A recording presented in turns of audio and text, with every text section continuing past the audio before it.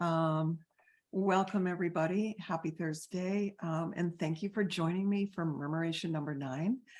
Murmurations is a monthly conversation series by and between women artists, sponsored by Aim Higher, a new nonprofit dedicated to shining a spotlight on women artists and providing them with the support and community needed to thrive. My name is Lissa Kiernan. I'm the founder of Aim Higher. Today, I'm thrilled to be joined by Danielle LoPresti, a musician and activist hailing from San Diego, although that's not true anymore, from Northern California. She just informed me. And our Aim Higher's board president, Danielle's friend and another San Diegan, Kim Noriega, will have the honor of interviewing Danielle. The whole event will last about an hour. First, we're going to do the interview first this time. During the interview, we're going to hear a little bit of Danielle's artistry, her music. And in the last quarter of the hour, we'll turn it over to you all for a Q&A. Anytime, you have a comment or question during the interview, feel free to just pop it into the chat and we'll address it in that last quarter of an hour. And then up until that time, if you're not the interviewer or interviewee, just make sure your microphone stays muted for the best possible audio experience. Great. So Danielle LoPresti has been considered an icon in the San Diego community at large for the last 2 decades. A prominent figure in the mainstream local music scene, Danielle was co-founder of San Diego IndieFest, the groundbreaking community-building music and arts event that California State Senator Toni Atkins credited her for revitalizing the neighborhood of North Park. And she's also front woman of Danielle LoPresti and the Masses. I'm going to pop her website into the chat. You can learn more there. But in the interest of time, I'm going to just move forward and introduce also Kim Noriega. Kim, hi. Kim is a poet. She's the author of the collection Name Me, the title poem of which was a finalist for the Joy Harjo Poetry Prize. She was also the winner of the San Miguel de Allende Flash Nonfiction Prize and a finalist for the Edna St. Malay Poetry Prize. Kim recently retired from a 30-year career with San Diego Public Library as the head of the Family Literacy Program. She's a teaching artist with the Poetry Barn and president of the board of directors for Aim Higher. Please welcome Kim and Danielle. Thank you so much, Hi, Lissa. Yeah, thank you. Oh, thank you guys for doing this. I'm going to spotlight the two of you. Great. And you can take it away. All right, we'll do. All right. So thank you and welcome everybody for being here today. I really appreciate that. And welcome to Danielle, who is just so dear to my heart. And full disclosure, she's also, we've been friends for years, and she's also my vocal coach and one of my go-to creative mentors. So she's a very special lady, as those of you that know her already know. So we're gonna have a little chat, Danielle and I. So Danielle, the first thing I'd like to ask you about is if you would just talk to us a little bit about your journey as a creative artist and about the trajectory of your career so that people have a feel for the depth and breadth of your experience. Okay, sure. So I started really in San Diego when I graduated with a Bachelor of Fine Arts degree in theater and started doing professional music in San Diego, and then decided to move to LA, where I quickly got to have my indie awakening, as I call it. At that time in LA, I discovered that I was told that women are not allowed to write music about pretty much anything other than men. In fact, I was brought into the the office of the president of Interscope Records, and he said, "We really like your record, but I just need to know, why are you so angry?" And I thought to myself, if he listened to the record and liked it enough to bring me into the office, I'm so confused because it's right there, you know, like the different, like all the different topics of the song are right there. And so I said, you know, I don't consider myself an angry person. Hi, Jason. But I'm angry about some things, and I like to use music as my therapy. And so I said, so I'm angry about racism, and I'm angry about sexism, and I'm angry about child abuse, and I'm angry about domestic violence. But I also am in love with so many other aspects of life, and that's in there too. But I believe that music is a place where we get to go to just have all of our feelings and just get it out. And he said, well, I just have to say that it's not a marketable thing for you to be angry in your music. And I said, well, I just, with all due respect, he was so nice and so respectable with his English accent, and I liked him instantly. And so, you know, I said to him, you know, with all due respect, I don't understand, because Alanis Morissette was just on the Grammys and she was raging. Like, a whole bunch of Grammys, and that's about as mainstream as you can get. Right. And he goes, yes, but she's angry about a man. She's angry about relationships. And that's very different than the stuff that you're writing about here. And so I got that message over and over and over again, that as a woman in the industry, you're too much of a gamble unless you're talking about love, romance, or sex. Those are your topics that you get to talk about. And it just really lit a huge fire under my butt. And I just decided, you know, my strength comes in my honesty and my authenticity. That's where my superpower is, in my heart. And I know that my songs are powerful because they're so raw and so real. So why would I trade in my superpower? I just don't want to do that. Is that's what makes me me. And so I'm not going to. And that's when my indie revolution was born. And I decided to just release my records on my own. And at that time, the idea of creating IndieFest came about. And so my feeling was, I always thought, and I was really living this principle of being the opposite of that, of having the opposite of that crabs in a bucket mentality, where everyone is just crawling for the top, trying to get the top and crawling on top of one another because there's only so much space or so many resources. My feeling is that there's more than enough to go around. This is like part of my religion. There's more than enough to go around, and that we all benefit when we help each other out. Right. And so my thought was, there's so many remarkable musicians out there, so many fantastic bands that will never be signed, clearly, from what I'm hearing here. So why don't we get all those people that are rejected by the major labels? Why don't we get them all together and create a collective roar?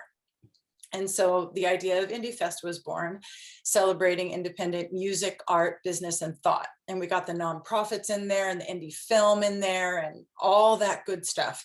And then we put the headliner, the very biggest, most well-known indie person at the end, right? That's the headliner.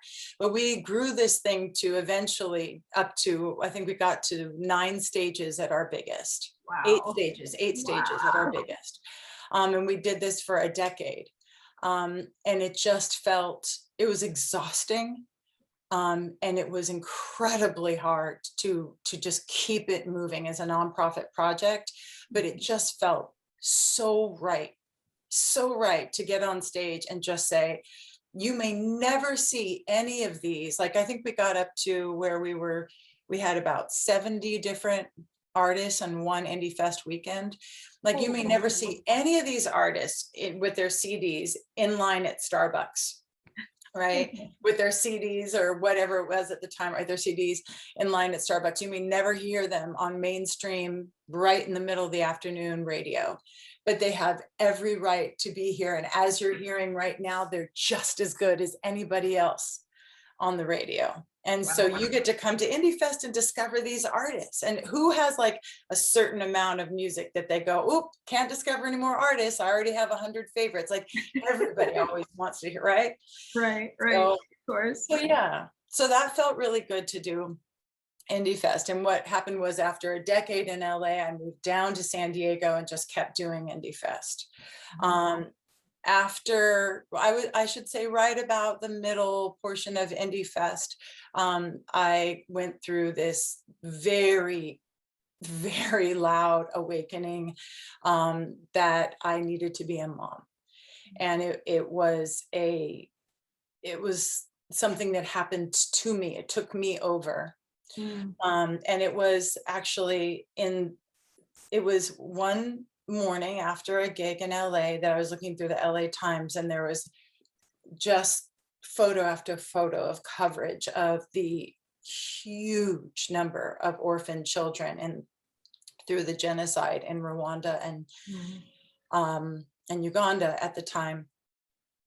And I thought to myself, I want to adopt one of these children.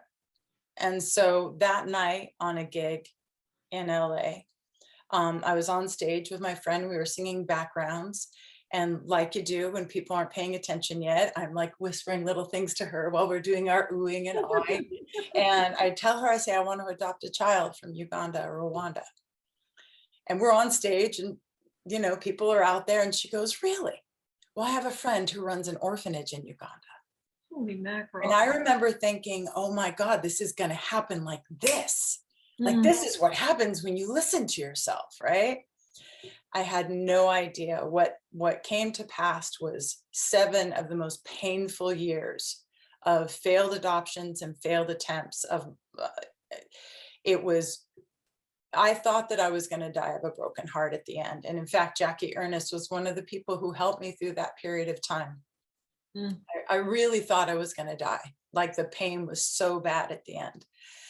But after 7 years, we were matched with Aleutians. My son's birth mother picked us, myself and my former partner. And I got to become a mother of a Black son, a white mother of a Black son, which started a whole new revolution inside of me. Right about that time, I decided that actually what happened was Lucian had a lot of special needs. And so I became pretty worn down, and I thought I was just a tired, older mom, new mom. But I found out that I actually had cancer. And interestingly enough, I had 7 tumors. And I remember thinking, this is just an interesting correlation with the 7 years. But I started this whole new process of just trying to survive the cancer. It was really advanced. It was a very rare form and very fast growing cancer. So we had just gotten Lucian. We'd only had Lucian for 1.5 years. And I remember just thinking, this cannot go down like this. Like, I just got my baby. And so I was really lucky because they thought it was stage 4 and it was actually stage 3B. And I got to beat it and got to be here. After that time of beating cancer, I really, really wanted more than anything in the world to not miss time with my son, because cancer does that to you, like many other things, where you have to really fight to stay alive. And so I decided I wanted to stop traveling so much for work. And I knew I had not a lot of time left anyway, because usually once you get your first gray hair that you're not willing to dye, they stop calling you so much. So I started teaching. I started teaching, and I discovered that I love it. I love coaching artists. I love working with other creatives. I'm so lucky because it's become a total passion. It's one of the greatest honors of my life to work with other creatives. And my former partner and I, around this time when I started coaching, we were getting more and more involved. Or I should say, it was really a big deal for me in Black Lives Matter and educating myself as a white person, learning how to be a better and better advocate / accomplice. We decided that we wanted to move. San Diego felt increasingly scary for us as parents of a Black male child. There were just police everywhere in San Diego. There were police flying in the sky above our house. There were police on every corner in our neighborhood of City Heights. And so we received help from my former partner's parents, and we moved to Oakland. Doing that was a very big deal for me because I left everything I'd built in Southern California and knew that I was going to lose all my name recognition. And unless someone looked me up, they would have no idea of anything I ever did. And as an artist, as most of you will know, that's like your currency. You know, people knowing what you've done and people coming to respect what you've done is, unless you're a celebrity, then it's different. But I knew this was a big risk. There was no question though. Like in my gut, I just wanted to get Lucien out of San Diego. So we moved to the birthplace of Black Lives Matter, and I was happy to discover that we white folks were still really messed up there. However, there was more wokeness in Northern California, and there was a lot of, I felt a distinct difference. I felt more willingness to really, okay, Link, I'm not going to read your comments right now because I'm afraid they're going to throw me off. I'm going to read them later. I felt a willingness and an awareness that a lot of work had to be done, which felt good. But the best thing of all was, it feels like there's about 1/10 of the cops, of the police presence up here that there is in Southern California, which made me instantly feel better. I got to really feel like I was starting over again, you know, because no one knows who I am. And then I kind of think of cancer. Let's see, what was I kind of think of the first like forest fire of my life is being those 7 years of trying to become a mom. Yeah. Because it felt like that they could eat me alive. And then I felt like cancer was like another forest fire. Like I had to fight like hell to get out of that. And then recently, about a year and a half ago, was my third forest fire. And again, like, you know, cancer was something I just never expected. I was the person that 10 years prior gave away her microwave because I heard that it was bad to use microwaves. You know, I just never thought that, you know, could give you cancer. I just never thought that that would happen to me. A year and a half ago, I found out that my marriage was ending. We'd been together for almost 17 years. I never, ever thought that would happen because we were an incredible team for a really long time. And so I am right now in the midst of just ash, really just ash. And I feel that it has all been burned down and I am just trying to pour water and make clay and rebuild it again. And that's kind of where I'm at right now. Whoa. That's yeah, that's a lot. That's a lot of forest fires, right?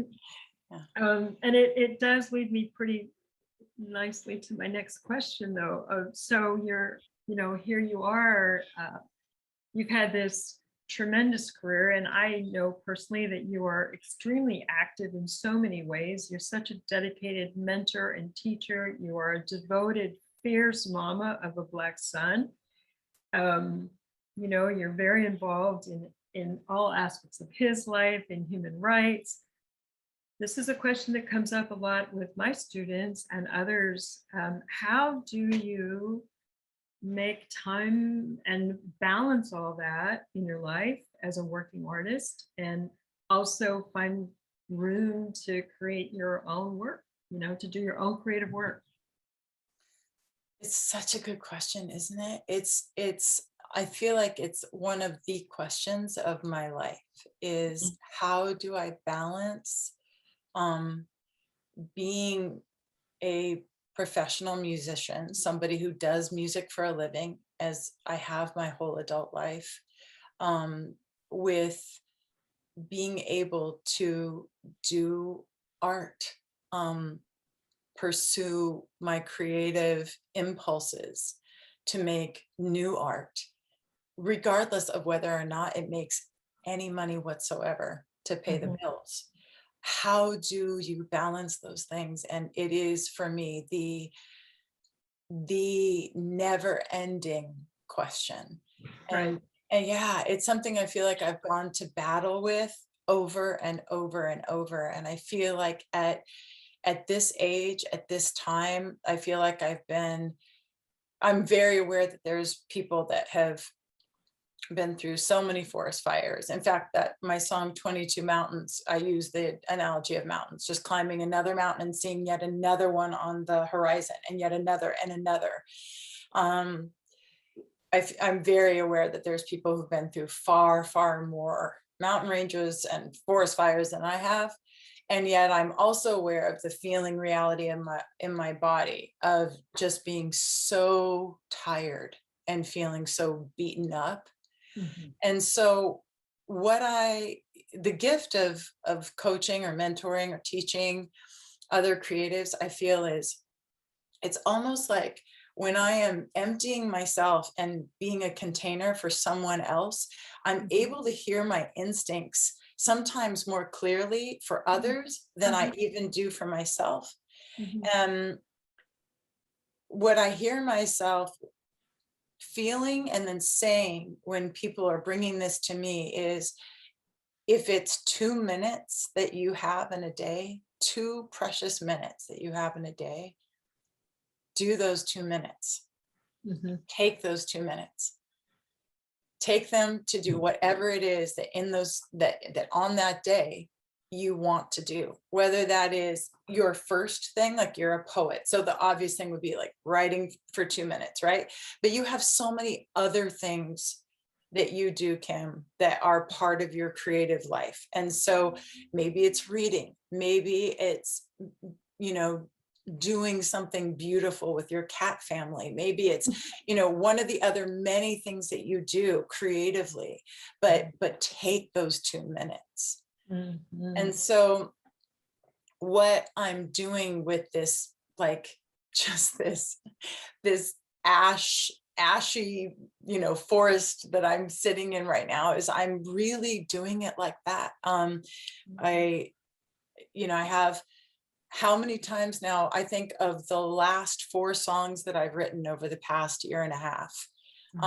I would have, you know, my friend and musical partner coming over, and he sent me a track. He sent me some chords or a track to write to, you know, hey, Danny, what do you think about this? And he sent it 2 weeks ago, a week ago, 3 weeks ago.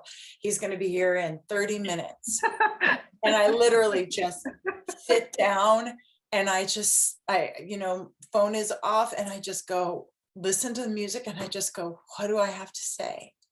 What is the music asking me to say? And I just blah. And the last like 4 songs I've written have been like that.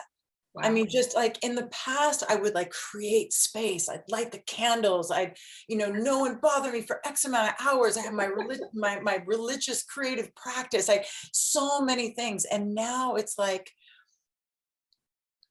I think I told you today that back in my LA days, you know, I was told, like, you can't be good, you have to be amazing.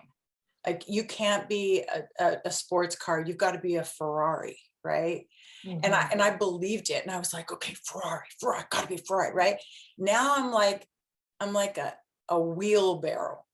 Okay, I'm like on 3 wheels, and I am so beaten up. And you know what? I'm still gonna make my art because it's who I am. I'm like a walking heart with arms and legs, gray hair, bags under my eyes, and I'm gonna make my art in whatever scraps of time I have with this body and this face at this time. And I'm just gonna keep doing it because it's who I am.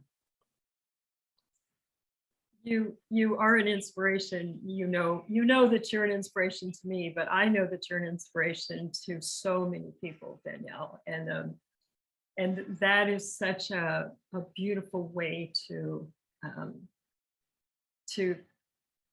conceptualize that process. Like, you know, it all matters. Everything you do artistically matters. I really appreciate that about you. So if I can ask you a little different, I mean, it's aligned, and you did touch on this a tiny bit, but I wanted to get a little more of the detail. Let's go back a little bit, if we can go way back to your first record. Now, I know that you and I talked about this a little bit, that people wouldn't necessarily associate you with, because you are such a kind heart, you know, I mean, people think of you and they think of, oh my God, Danielle has the biggest heart and she's so generous. And they wouldn't necessarily associate you with the title of a song that is Dear Mr. Penis Head. But that is a title of one of your songs, and one of my faves, by the way. Would you give us a little bit more of the origin story of that song? I would love to.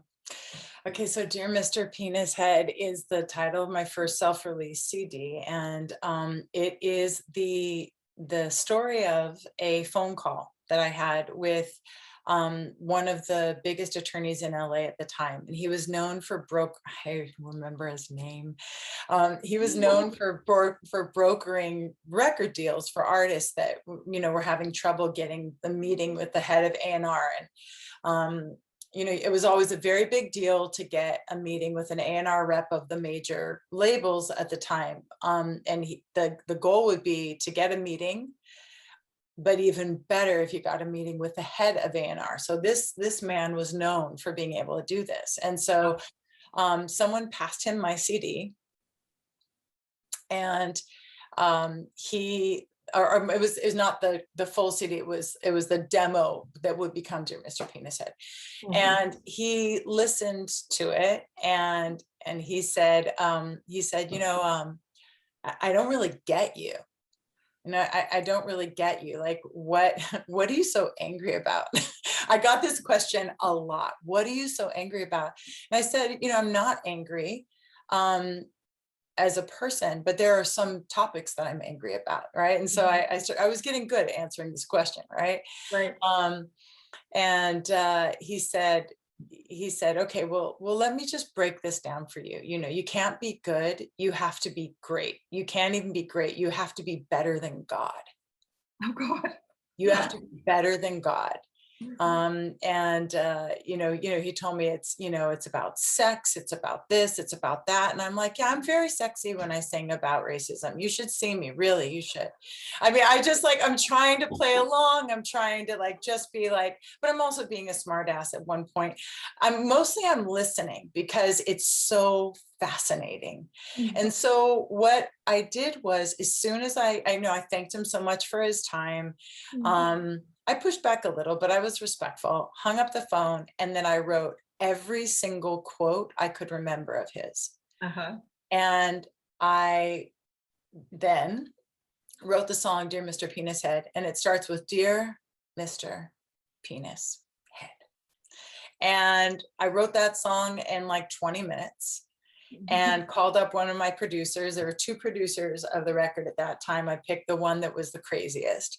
And I said, this is going to be a spoken word song, and the chorus is going to be sung.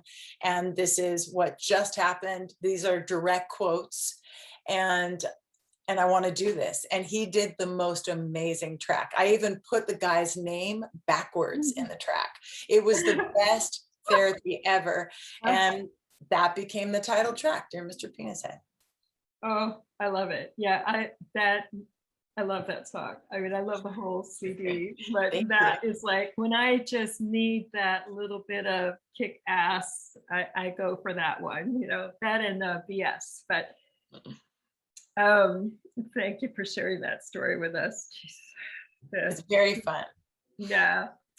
And we're gonna I have a little tidbit to share. yeah. Sorry. Yeah. One of my IndieFest artists asked me once, who is Dear Mr. Penis Head written about?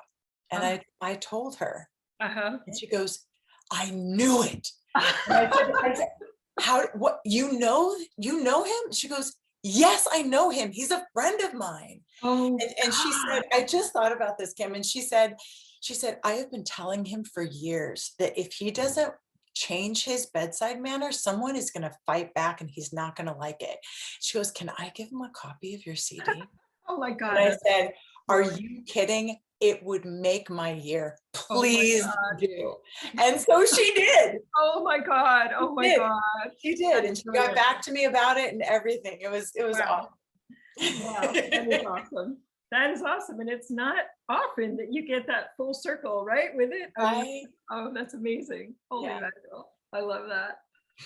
So speaking of beautiful songs and performances, I know this is a one that's near and dear to your heart. We're going to see a clip of a performance momentarily, but I just want you to set it up for us, if you would, before we have Lissa share that and tell us about it. Thank you for that. So this song, Call Me Sister, was the very first song that I ever wrote, where I told myself that I could write about something social justice related that was breaking my heart. Ever since I was a little girl, I grew up on Stevie Wonder and Marvin Gaye, and I was just after my mom let me watch the movie Roots, I was about 8 years old at the time. That was like the beginning of me having an activist social justice journey in my life. And so I wrote Call Me Sister, and it was specifically about me learning that Black folks would often say, hey sis, hey brother, hey sister. And I remember as a little girl thinking, I want to be in that family. I want to be in that. I want to be sister too, because racism is the stupidest, most horrifying thing I've ever seen. And I hate the color of my skin. I don't want to be in this group. I don't want to be what white people have been. Like, I recently told this story to my son, and of course God didn't let me have my wish. So what my decision was, because I couldn't change the color of my skin, was that I was going to dedicate myself to becoming the best white person I could possibly be in this life. At the time of writing Call Me Sister, I didn't know of much music that was about things like this. I think it was just something I needed to write. Now, I don't think it's PC to be saying to Black folks, call me sister, you know? I also wrote at that time, I am awake, call me sister. Now we use the word wake and woke and very different. It's like, it's got a sting to it, right? You know, she thinks she's so woke, etc. So this song that it's been one of the songs that people request the most over my life.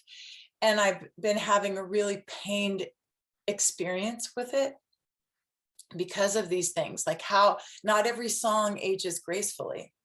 And this song about racism's got some issues. So the last time I performed it, last summer, actually, at a festival, I changed it to I Am Awakening, because it's a process, right? It's a process of waking up to your privilege, your white privilege, and your responsibility.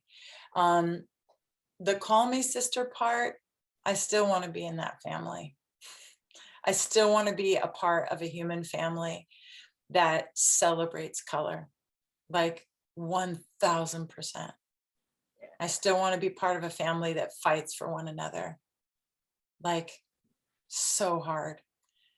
And I'm aware that when I sing that, I may upset some people. And, you know, it's a work in progress, my relationship with this song, but I'm just going moment by moment with it. So anyway, sorry, I had to say that. That's beautiful. Back to the setup. Yes, the setup. Yeah. This was IndieFest 9, and we were about to perform it, and we decided to do our very first mashup with this song.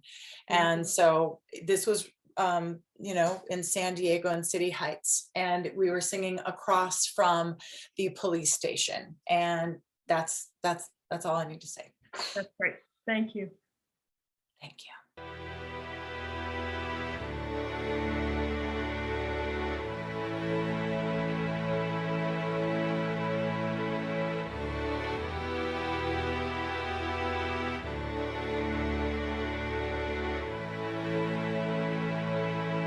I believe that if you want to stop violence, you first got to see it.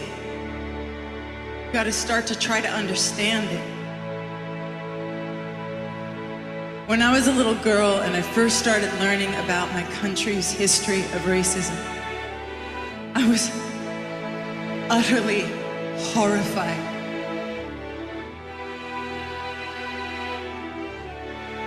Now, as a mama of a beautiful, precious, innocent, gorgeous child of color, that horror is crystallizing inside of me into a fiery determination. Our dream is for San Diego to become the example that the rest of the country aspires to. And I absolutely believe we can do it. Now.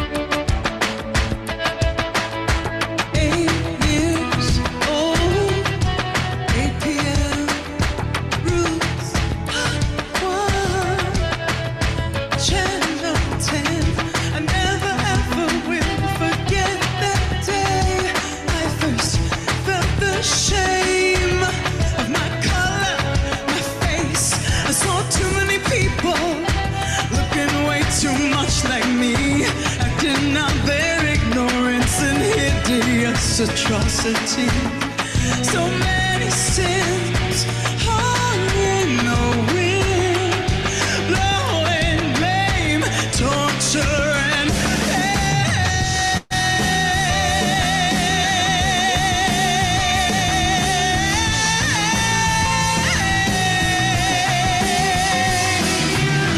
Tell me what has become of my life, with the husband and children who love me. I'm the victim of police brutality. Tired of being a victim of it. You're raping me of my pride, oh, for God's sake. I look to heaven to fulfill its prophecy. You know I really do hate to say it, the government don't want to see. But if Dr. King was living, he wouldn't let this be. So it be a different color.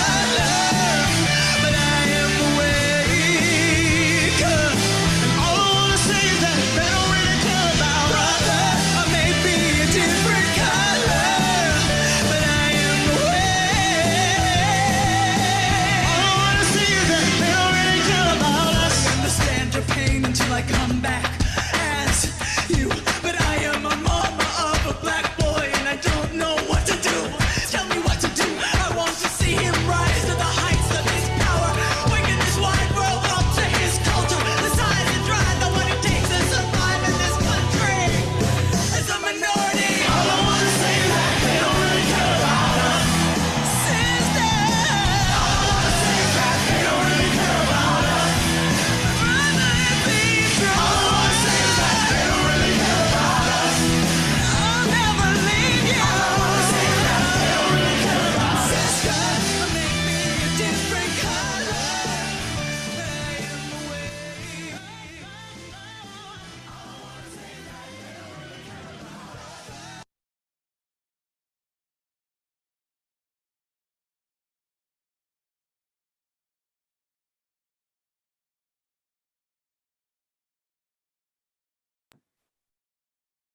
Fantastic, Danielle. Thank you. I can never watch that without tearing up. It's just, I've seen it so many times and it gets me every time. It's really remarkable, really powerful. I appreciate that, Ken. I don't want to break the spell, but I do want to take a minute before people start to ask questions. And I know they're going to have lots for you, but I'd like you to tell us about your anti-racism workshops that you do. So it was around 2019. And I knew that as Lucian got older, that it would become more and more difficult. And it's hard for me to exactly put into words what it really means. It's like a growing feeling. It's not like a wave, it's like a solid, like just coming up, like that's saying, do something, do something, do, like more, do. And it's such an interesting thing to observe, being someone with white privilege my whole entire life, and learning to see is an experience I wish I could help every single white person have. Standing in the empty school parking lot while my young son is doing circles with his bike, and seeing a group of 3 Black kids scale the fence to get to the back of the school so they can play basketball, and standing there and thinking, because one other white parent there, what the difference is when white parents see white kids scaling the fence and what it is when they see Black kids scaling the fence. It's the exact same thing. It's kids going across the fence to play basketball. And yet so many white folks think one group needs to have the police called on or needs to be questioned, and the other thinks nothing else. It's kids being kids or people being people. Mm-hmm. And the more you learn to see, the more you see. And I just felt like there had to be something I could do with my limited connections in Northern California, my tiny bit of influence. What was it going to be? And there was this one morning I was in the kitchen and I just heard this voice say, figure it out or you'll die. That's all it said, figure it out or you'll die. And it was just that clear. And so that day at school, there's a new dad, a Black dad at the school, who is just really friendly and kind and approachable. And I talked to him a few times, and I'd had this thought that I just didn't share with anybody, but I decided that morning I was going to try. And the thought was to create a workshop for white parents about how, the many ways that racism, feeds into our children's behavior, our behavior with Black children and children of color. And so I approached him and I asked him, I said, I just have this idea about creating a workshop for white parents that talks about racism. And I was wondering if maybe you would be interested or willing to do that with me. And I was so nervous. And he goes, great idea, Danny. You write it and I'll edit it. Oh, wow. I was like, really? And he goes, yeah, go to it.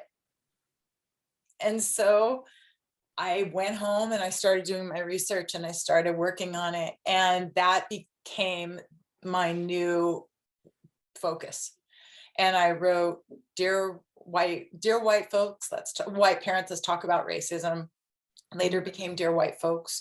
And then part 2 is how to be anti-racist, a starting point. And we started by giving the workshops at Lucian's school, my son's school. And then all the horrific racial violence started happening that we were all privy to. And at that point, people started coming to us, and we were all on Zoom because of COVID at this point. And we started, and Facebook, there was one Facebook where Akil wasn't available, and I did it by myself. There were 700 people on that Facebook workshop. And then there was a horrible shooting in Southern Oregon of a Black teen. And we were able to give it to our first audience that was in another state, give the workshop. And it's just kind of taken on a life of its own. And it's ever evolving. And it's one of the biggest privileges of my life to be able to be a facilitator for that kind of growing and learning. And I just want to keep doing it. Yeah. Wow. That's incredible. 700. There's a wow. lot of people. That's a lot. Wow. Yeah. But that's what happens, right? When there's a tragedy and everyone becomes aware, and when you listen to yourself, when you listen to what you're being called to do. Yeah. And I think we're going to need to open it up for questions. So I'm gonna just ask you to just kind of quickly touch on our last question, which is in the face of all of this, in the face of the times in which we find ourselves, how, what do you tell your students, and how do you keep going without giving into despair? And I'm supposed to remind you to tell your editing story. Yeah, thank you for that. So I think that what I would say is I remember that after cancer, after the chemotherapy drugs, I felt so frightened because I was having such a hard time even speaking. Like I still have a hard time finding my words. And I had a lot of anxiety was born in the process of feeling my brain being altered. And then, the process of aging as a performing artist who's female and becoming less and less visible and almost repulsive, because I've decided I'm not going to get Botox or plastic surgery. I'm gonna turn gray. I'm gonna do this. I'm gonna make that a priority to work on loving my aging face and my aging body, because I believe in that. And so, feeling those things and losing that recognition that I had, and then losing my family, losing this family that I thought I just never, ever, ever expected what's happening in my life right now. I feel, like I said, just so raggedy, so beaten up. And it's those times that I remember two things primarily that really help. And one is what I said earlier about, if you've got 2 minutes to put together, in those 2 minutes, you do something that brings you joy, that allows you to play with your creative language. And that matters. And the other thing is the Etta James story. So I was carpooling to a gig years ago with one of my favorite bass players in LA, the amazing JV Collier. He was, and I'm sure still is, I've just lost touch with him, amazing, gorgeous, an absolute god. And we're driving in his sports car to the gig, and he tells me, he asked me, I had to sing Out Last that night or something like that. And he says, have you ever seen her live? And no, I haven't. Have you? Oh, yes, I played with her live, but let me tell you about the time that I saw her live. And he said, so Etta James, she's like, I don't know how he says she's very old at this point, 75 or something like that. And she doesn't stand up. She sits for the whole concert. And she's sitting at the edge of the stage in her chair. And she says, the intro to the song comes on, and she's got her legs spread open. She's not trying to keep her legs are spread open. She said, more people have made love to this song than any other song known to mankind. And she starts rubbing her legs and rubbing her arms. And she's like, and I know you're gonna do it tonight.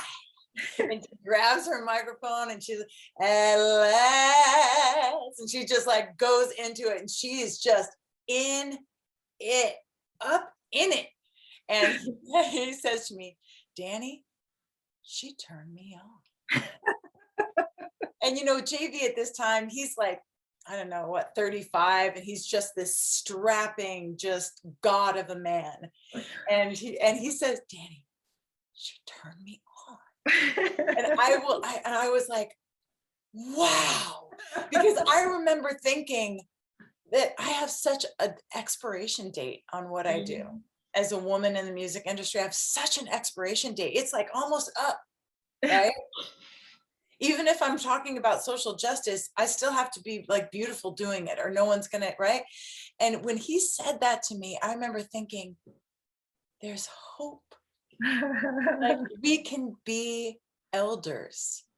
We can be elders with our elder bodies and the wisdom that life has brought to us. And we can still do what we're called to do. And so I remember that story, and it just lifts me up. And so, yeah, Etta James. Thank you for sharing that. I remember when you told me that. I've never forgotten that. It is one, it's a touchstone for me also. It's Nice. what a story. Well, if I can turn it to Lissa to moderate the questions, that would be great, to go through a few questions. Just you cool with some time for questions? Oh yeah, of course. Great. Well, that was just an amazing story hour. I feel like I was just wrapped the whole time. And boy, thank you both for sharing. And especially Danielle, I mean, you do not hold back, and you're so brave, and you know, everything you've been through. I can't imagine how difficult it was with you, you know, recovering from cancer, feeling like you said you couldn't find your words. You know, as a writer, that had to be terrifying. But you should not worry. Your words are coming across loud, clear, powerful, eloquent, and wise. So thank you so much. So anyone in the audience have any comments or questions for Danielle? If you do, why don't you, yes, Jackie, hi. Hi. Danielle, I don't have a question for you, but I have a message for you. Yes. I see the head of the phoenix rising from the ashes. You are the phoenix, and you are just beginning to soar. And I love you. Thank you, Jackie. I appreciate that so much. I love you. It's true. Thank you. It is true. I love that.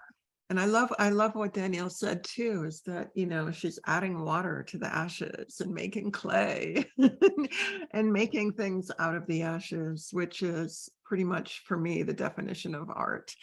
And I also use, you know, my writing as therapy. So I really appreciated that.